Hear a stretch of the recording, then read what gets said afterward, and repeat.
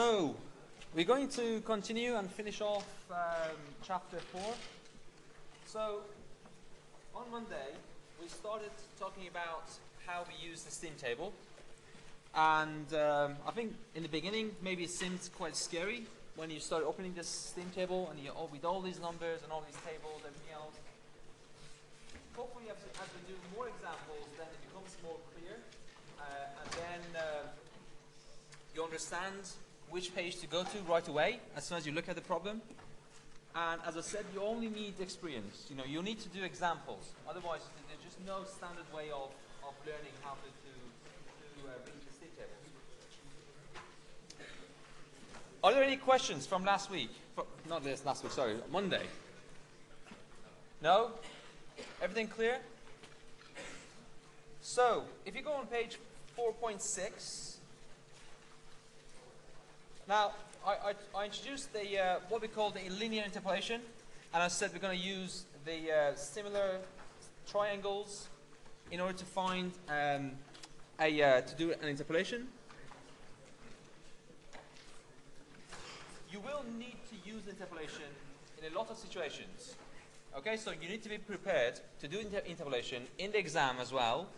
Given obviously the time constraint that you've got, you need to do this very quickly and make sure you don't do any mistakes, because if you do a tiny mistake, obviously you get a wrong number, wrong answer, and then you will not be able to finish off the question and get the final answer. So it's very important, even though it's actually quite simple, it's important to understand how to find the value that you're after. Now I'm going to introduce something called the dryness fraction. This is actually quite, it's quite important. We're going to be using that a lot when it comes to vapors and pure substances. The first thing I'm going to say is that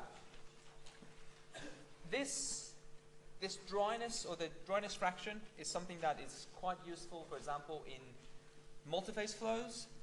We're not going to do multiphase flows now. I don't think you did in the fluid mechanics, but you might actually do later on in the second year or third year. It has a lot of applications in different industries and in different problems. It has a very simple meaning. It has a very logical definition. But one thing you need to know is that even though it's one of the most important parameters when it comes to vapors, or wet vapors, it's not actually something that you will be able to find in the steam table. So X, which is the dryness fraction, is not, you can't find X in the steam table. Just bear that in mind. It's not something that table will give you. And you'll see actually why in a moment. So I told you on Monday that you could have something called wet vapor. And that term indicates a situation where you have a combination of water and steam, for example. If you're talking about H2O, if you're talking about about R12 or ammonia or other sort of gases, pure substances, then you're talking about the fluid and the gaseous sort of formats of these existing at the same time. Now, what I'm referring to this PV diagram. Remember I said the first thing you do is you just draw that dashed line. That was a critical point. That was the saturated fluid line. That was a saturated gas line. We had fluid here in the form of liquid. We had wet vapor, and then we had steam here. X only finds its meaning in this region, and we'll see on the next page. So, as long as you are within this region, underneath that curve, that means you are in a situation where you have the steam and water at the same time. And we know that by now. And that figure is a simple representation of exactly that. So you've got maybe some percentage of water, some percentage of steam. And of course, because these are two different phases, it's very important to know how dry or how wet this combination really is. And of course, by dry, we mean having what's the percentage of steam, and by wet we mean what percentage of water would be in this container. Again, let's just get this right. So we are talking about an equilibrium condition. So nothing changing suddenly. Everything done in a very slow motion or in a very slow pace.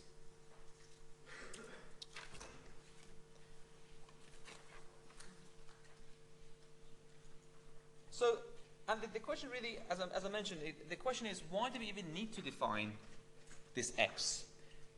It's because when you are in that region, in the region which I told you about, which is very clear in this figure as well, when you are underneath this curve, the ratio of water to vapor or steam, or the ratio of liquid to vapor is very important, because that just plays a significant role when it comes to the physics of this flow.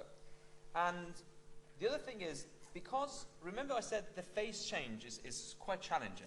For example, we talked about CP or CV, for example, being a bit difficult when it comes to the definition of phase change, because you've got the latent heat, and within that duration of latent heat or the change of phase, the temperature doesn't change, but then you still have a lot of addition of heat in the system.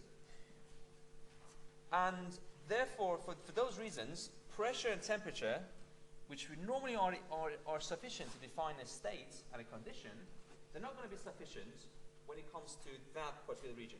You need some extra information to give you exactly your condition or the condition of your system.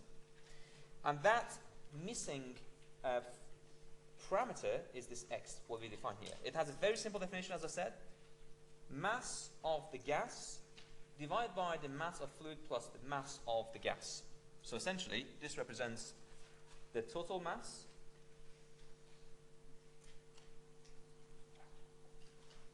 and we only have two phases. We've got the fluid and the gas, so that makes sense. And of course, mg is the mass of the vapor in the system. I think the only thing to remember about this really is that it's mg in the numerator. It's not mf in the numerator. So the way that we measure this is how much vapor we have and what is the percentage of vapor in our system. And therefore, the term, as the name suggests, is the dry fraction. It's not the wet fraction, because if it was a wet fraction, for example, which doesn't exist obviously, but if it had that definition, then it would have been mf divided by m total. So, as you can imagine, when x is equal to 0, then the fluid or the combination in your system is entirely liquid, just starting to boil. And if x is equal to 1, then the fluid is dry saturated vapor, which is just about to enter the superheated region. What I mean is, going back again to this diagram, this fraction here really, this point would be 0, this point would be 1. And x only varies between 0 and 1, or 0 to 100%, whichever you want to define. So if your x is 0.5, then you're exactly in the middle. That gives you a location as to where you are within this strange region, which is that phase change type of region. And so when x is equal to 1, it means that the fluid is just ready to enter into the superheated region, which is this region. And if you are here, then it means you've just got to the point where you're about to boil and start having some vapor in the system.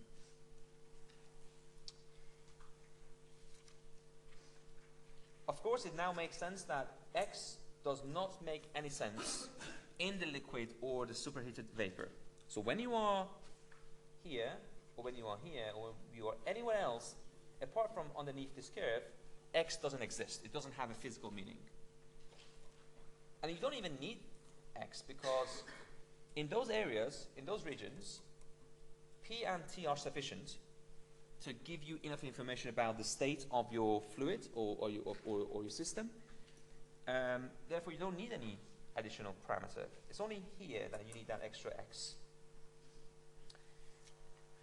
What that implies is that, so the definition of x itself isn't really important. Well, it is important, but it's actually quite easy to understand. But it has very important implications on the other parameters. And you'll see actually on the next page that we will define or we will use subscript x for a lot of different parameters, and that's the important bit. Let's just remind ourselves, when we are talking about the specific volume, small v, this point was actually Vf, this point was Vg. Any point in the middle we denote as Vx, which means that it lies between f and g.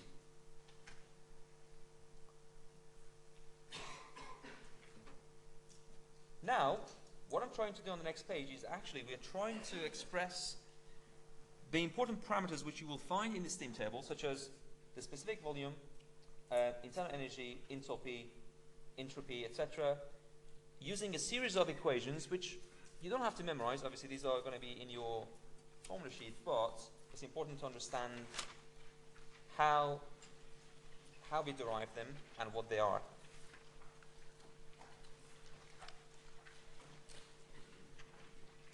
The first one that we're going to start with is actually to define the volume. And I want to look at this we're going to spend just a few minutes on understanding exactly how we get to this last part, because the part which you're going to be using are the last equations, essentially. We don't need alternative formats really for now. What I'm interested, first of all, V is, because it's the volume, is equal to mass times the specific volume. You all know this. Small v, which is the specific volume, is equal to the capital V divided by m, right? So that's just rearrangement of that. Now, I know that I could split this into two parts. I could split it into the fluid part and the gas part. So far so good. Now I'm interested to define Vx, the specific volume, within that region. So of course I'm going to take m to the right hand side. You see, just simple arithmetics here. Then one thing that you will realize is that now mf really basically what we've defined from the total mass is m minus mf, so mg. So m minus mg is essentially mf. That's what we know. And mf divided by m, so if I now take this here and say m minus mg divided by m is essentially 1 minus x. Are you all happy with this? Okay. So that allows me to write this in this form, 1 minus x. And of course, again, mg over m by definition is x, so that's fine. We'll just replace that with x. And you arrive in an equation where we use a lot, and that is, just by expanding these two brackets, this is the very usual form that we will use for our Vx. So it's Vf plus x times the difference between Vg and Vf. I could repeat exactly the same thing for the U, for the H, and for entropy. Now U is the internal energy, as I mentioned, H was the enthalpy, and S is the entropy. I know we haven't covered entropy yet, but we want to introduce the equation for now, and then when we talk about entropy and what it really means, then you have the equations and you know where it comes from. I'm not going to go through that because it's just exactly the same procedure, just replacing V with U or H or S. The only thing I want to highlight is that when you get to this point, for H and S, you'll see that there is something we introduce as S, F, G, and actually this is actually wrong. This is an error. This should be HF plus XHFG. I'm glad I spotted that.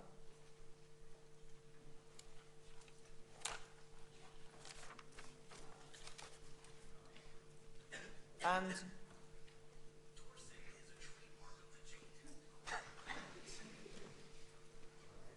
what are you Googling now? Okay, so I want to highlight what is this SFG and HFG. It's nothing but just a new representation of HG minus HF or SG minus SF. Why is it important?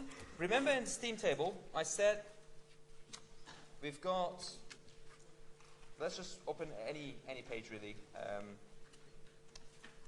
In the steam table, you see I talked about HFG and SFG, which simply just represents this minus this, and this represents this minus this. And you see actually why we want to include that in the table, because in a lot of situations, you're interested in the difference between the enthalpy G, F, and entropy F and G as well.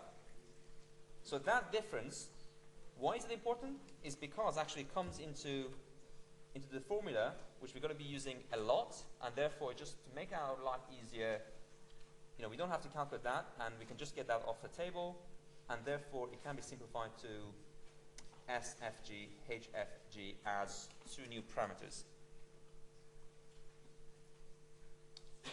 Does it make sense? Yeah? Not confused? Okay. Now, of course, I could rearrange these equations, and by rearranging, I mean I could define X not only by the specific volume, I could also define X by any of these, by the internal energy, by enthalpy, and by entropy. Because by definition, in all these definitions, X has been the same, we've used the same X in all these four definitions. Therefore, we can reverse that process and define four different definitions for X. Why do we need to do that?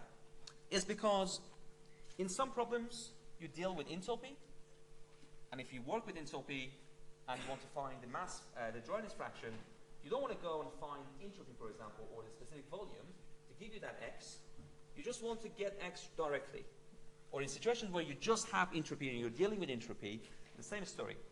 You only have to use that equation and not bothered about what is the internal energy, what is the specific volume, etc. Let's do more examples, and then I think these all become more clear. This example is very important. This would clarify one of the confusions that you might have about VF. Remember in the last lecture I talked about VF, and I said actually you find VF from the table, but the difference really isn't much. You know, it doesn't really vary a lot. It's because you're dealing with a specific volume of liquid, and as we know, the specific volume of the liquid doesn't really change much because of the compressibility of liquids in general. So find a specific volume V of wet steam with a quality of 67%. So X is 0.67. And pressure is, of course, 6 bar. So, of course, we have to go to our steam table. We've got the term steam, and it just suggests that essentially this is H2O, of course. Now, if you go on page 4, that's our page 4, and I'm going to look at pressure 6 bar. That is here. For this pressure, the saturated temperature is 158.8. I can also find the value of Vg, which is 0.3156. Whenever you write these numbers down on a piece of paper, make sure you write down the units as well. So have a look at the unit which is just up there. The reason for that is because, as you remember from Monday, even I made a mistake actually when I was writing down the number. I forgot to include that conversion factor of -2, which you kindly reminded to me. And I think by getting into the practice of writing down the units and just double checking what that really is, that actually helps you a lot with that, because when it comes to other pages, you'll see actually a lot of conversions. Let me just see if I can find a good example. I mean, here, for example, on page 8, you see the specific volume. There is a conversion factor of -2. In other occasions, when it comes to other gases, there might be other conversions, especially, for example, on page 16. You see all these conversions here when it comes to the properties, physical properties of the dry air. So it's a very good practice to do that. Anyway, so we've got TS and we've got VG from there. And now we've also got X. So what do we want to find? We want to find the specific volume. The equation which we really want to use is this equation. It's this equation. So Vx is Vf plus X, and the difference between Vg and Vf. Now, in order to use that equation here, which I got from the top, it seems I've got this now, I've got this, and the only thing which is missing from here is the Vf. And this is the part which I really want you to pay attention to. There are 3 ways of finding Vf, and I think this is the bit which some of you might find confusing, but as you do more examples, it makes more sense. Again, it's all down to the fact that water and other liquids are not very compressible. One thing which you might know, for example, about the compressibility is that when you have water or oil, it's very difficult to compress them, especially oil. You can't compress it very easily, and that's why you would have hydraulic systems which can lift tons. By having a piston and a cylinder and oil, you can move tons of weight around. On the other hand, if you've got air or any other gases, they are a lot more flexible. They're a lot more compressible. For example, in pneumatic systems where you would use air, you would never see cranes operating on pneumatic systems in construction, because air is compressible.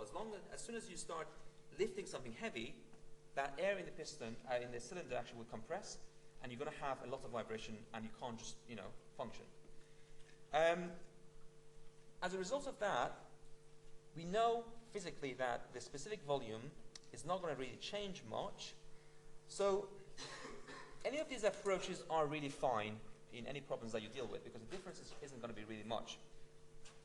We know that small v is the inverse of the density, and we normally take the density of water as 1000, and therefore simply Vf could be taken as 0.001 meter cubed per kilogram, and that is just the simplest approach. Alternatively, if you want to be more accurate, then that's actually how we did on Monday. You go to page 10 of your steam tables.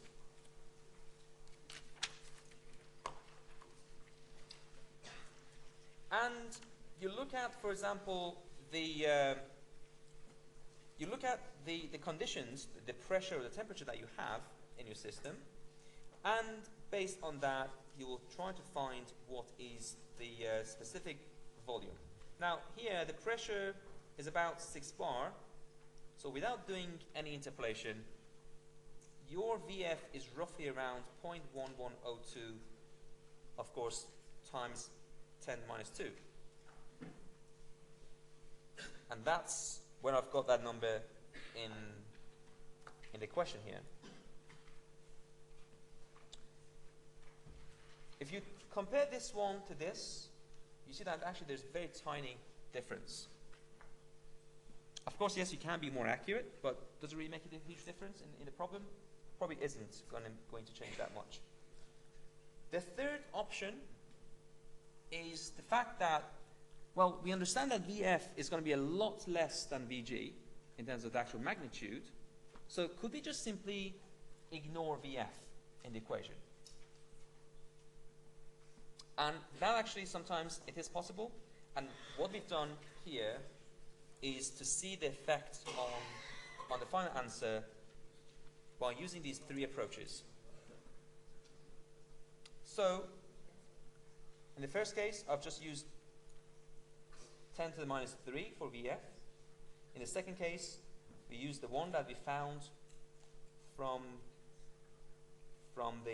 page 10. And the last one is when we just completely ignored and removed Vf from the equation. And you can see the difference isn't really much. Now, that doesn't mean that in all the cases the difference is going to be this tiny, because it really, of course, depends on the conditions, pressure, temperature, dryness fraction, etc. But I would say I would be happy with any of these two, unless the question specifies otherwise.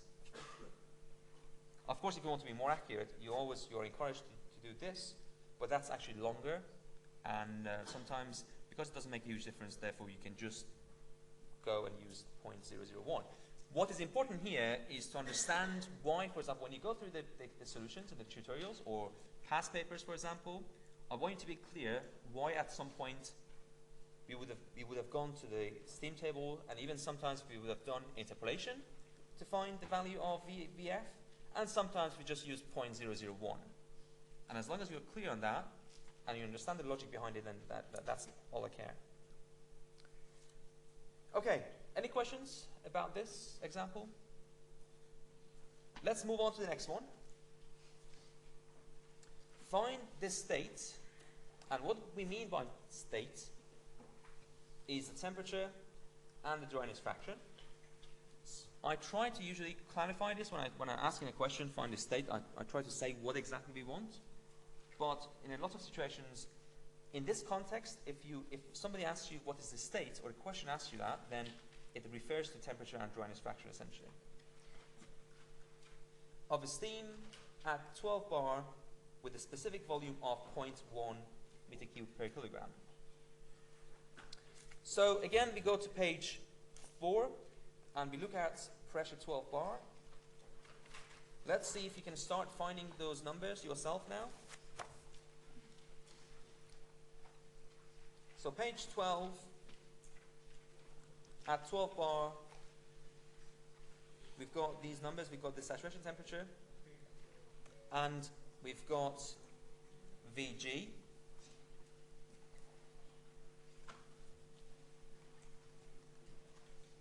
Now, something about this is that the question, you don't know where you are in terms of that PV diagram which I showed.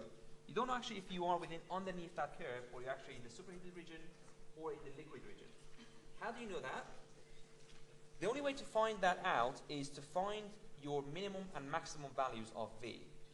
What I mean is, if you know the value of Vf, which we know is 0.001, and if you can find the value of Vg, which you can find from the table, if the x which is given to you in the problem is between these two values, then you can be 100% sure that you are underneath that curve, and therefore you have the sort of the wet vapor type of situation. In our case, going back to our problem, so our Vg is 0.1632, Vf is 1000, and the fact that the Vx given in our problem is 0.1, it just shows that it's actually between the two limits, and therefore it shows that the steam is wet. What is the temperature? The temperature is 188, as we mentioned in there. Something to clarify is that regardless of where you are on that diagram, let me just draw this just to clarify. If I look at the TV diagram, and if I have a, for example, that type of diagram, let's just assume that that's the curve. You've never seen me drawing something like this or this underneath that curve is because it has to be horizontal, which means underneath that curve, the temperature isn't going to change. It's going to be constant, and as a result, there's only one temperature which is applicable to your fluid underneath this curve, and in this case, it's actually 188. That is regardless of where your x is. Whether you are here or here or here, your temperature doesn't change, and that is the saturation temperature that you can get from the steam table. The last thing you need to do is to find the actual location within this curve, and that is by using x. Now here at this point, you might ask, well, we've got 4 different equations for x, which one do we use? Naturally, you only deal with the sort of information that you have. You don't have enthalpy, you don't have entropy, you don't have the internal energy, so naturally you would use the equation which involves V, and that was the first equation. And by inserting the numbers, you find that your dryness fraction is 61%.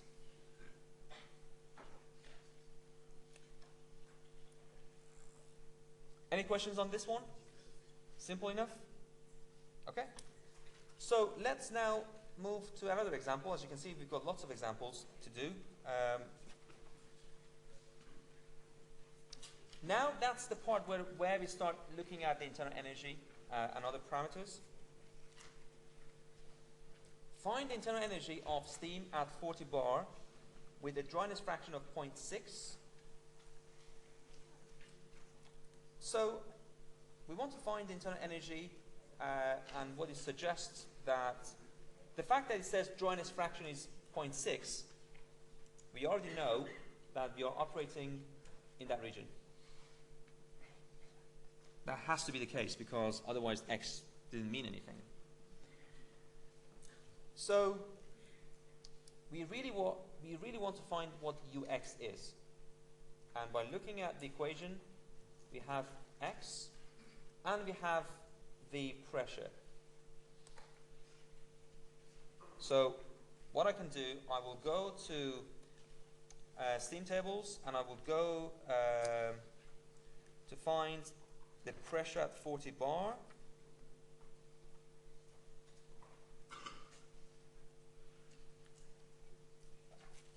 If you go on page 4 again, and if you look at pressure 40 bar,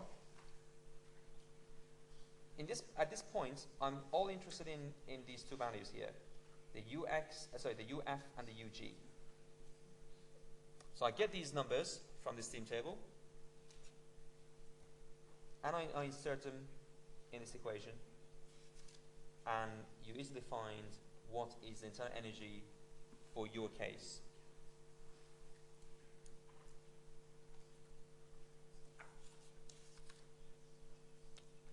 Let's do another example. Steam is at pressure of 16 bar and has an internal energy of, well, we've got two values of the internal energy, 2,432, and in the second case we've got 2,700. For both cases, find out if the vapor is wet or superheated, and where appropriate, find the dryness fraction. Unlike this example, unlike the previous example, we don't know where we are in relation to this curve, and that's what we need to find out. How do we do that? Well, naturally you have to start with the most important piece of information here, which is 16 bar. If I go again on page 4 and I find 16 bar, which is here, then I can write the UF and the UG values from here. This is the UF and this is the UG. These are what the numbers that I've got in the example there as well. And so these are our limits, aren't they? So the maximum limit is 2,596. That number which is here, that represents our limit.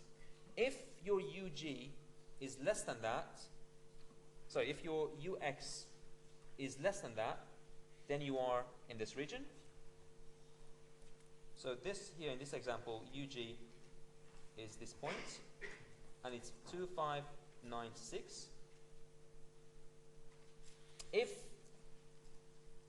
the U value of U, which is given to me in the problem, is less than that, which is the case here, then this is, because this is less than 2596, this is in the wet vapor region. If the value of U is bigger than that, then it means actually that it's going to be somewhere around here. So it's because it's bigger than 2596, it's in the superheated vapor region.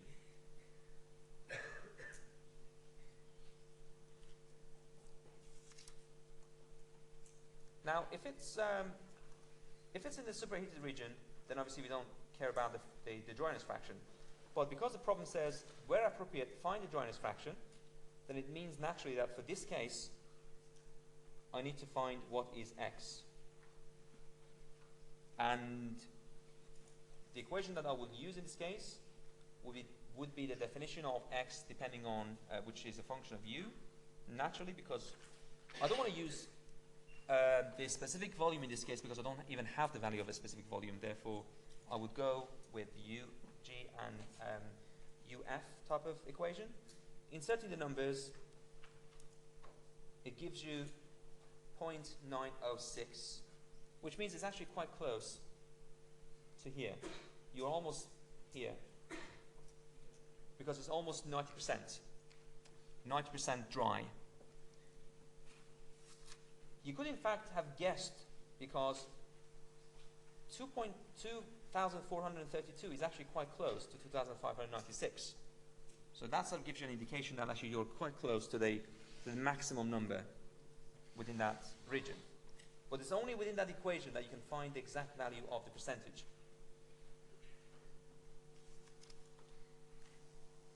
Let's now do one more example. And this one is actually about something called bilinear interpolation. This one is really pain because, we do linear interpolation and we've learned how to use that. But the problem is, let me just look at page 7, for example. The problem is, when you have superheated steam, because you're going into a very wide region, you can't be given so many values like the wet vapor region, which means that the data that you see in the table are going to be widely spaced. You see here the temperature jumps by 50 Celsius. So it's very likely that any temperature that you have in your problem is going to be somewhere between these limits, and therefore you've got to do interpolation.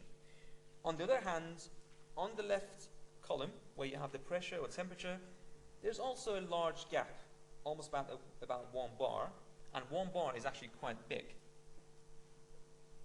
So it's very likely that any problem I give you, if I told you that, well, the pressure is 5.3, which we know is between the two here, and the temperature is actually 231, then that's actually when you have to do bilinear interpolation, because it's not only one parameter that you need to think about, it's actually two of them. And that's exactly the sort of problem that you have in this example.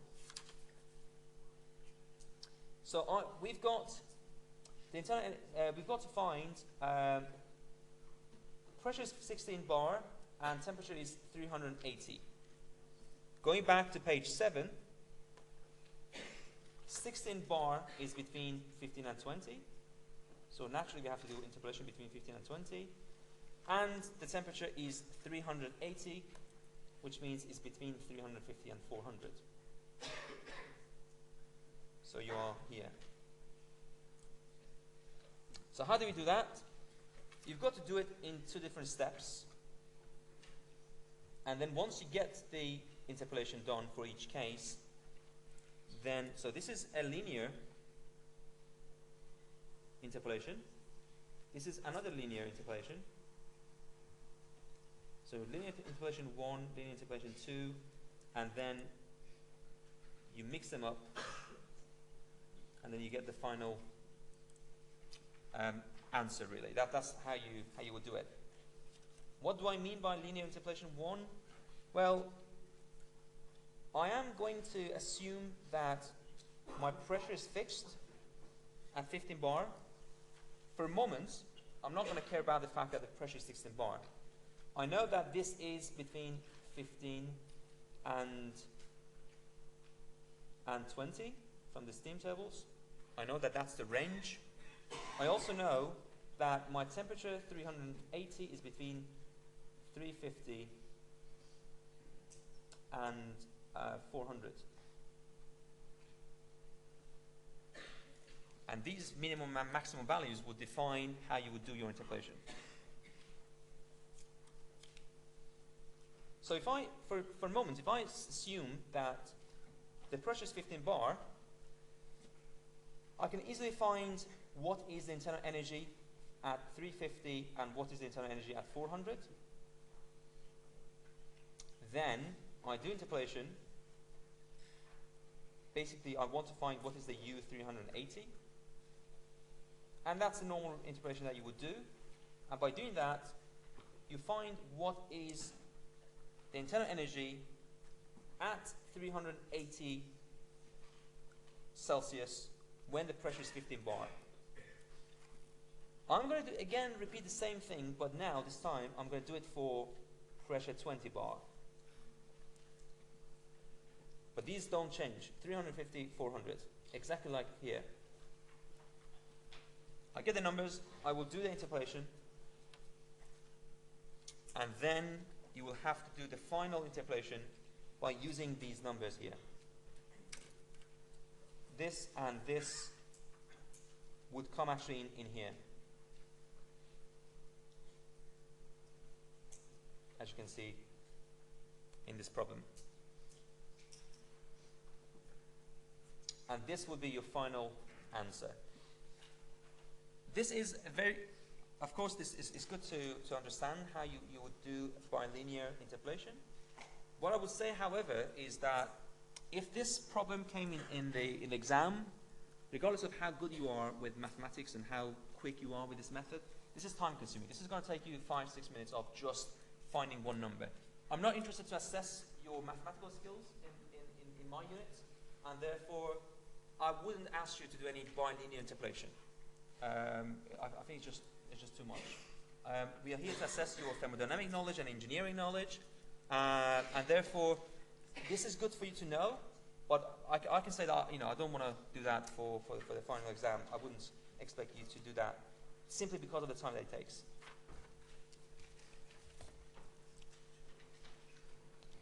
I don't know if I have time to cover the two remaining examples, but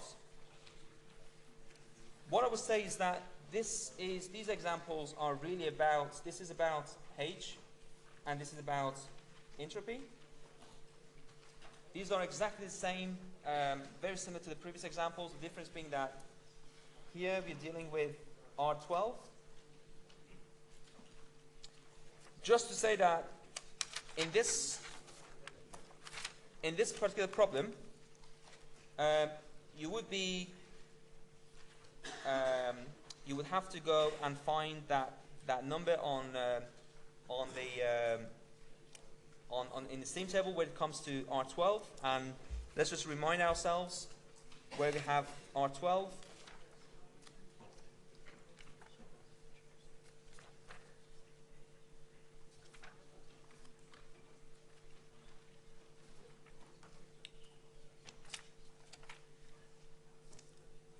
So R12 is on page 14.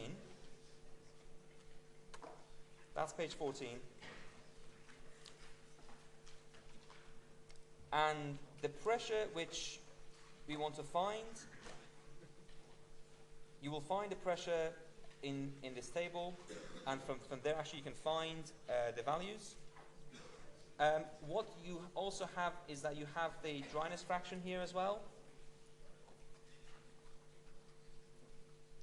And from there you can easily find the numbers. In this second example, you've got the steam. So you have to go to about to page 4. And from there you can find the value of S, F, and Sg, and from there you can find what is the dryness fraction. So I think these are very good examples to show you how you would use the steam tables.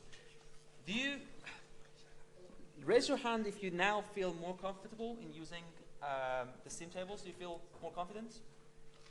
Good? Okay, that's very good. Right, I'm happy with that. For those of you who do not feel still comfortable, I would suggest going through these examples, and also when we do the tutorial questions, we've got loads of examples. So just to say that here, the tutorial question, you literally have loads of examples to go through. And of course, we've got the solutions, and it's going to help you to find out exactly where to find. What I would normally do, guys, just wait. What I would do normally is that in any questions that I give you, any solutions, I will tell you actually what page to go, to find that. But I don't want you to just follow the page number. I want you to understand which section of the book you actually have to refer to. That is probably more important than just the page number. Because once you do that, you get into the habit of what section is what, then I think that's a lot easier and it could save you a lot of time. Okay? Right.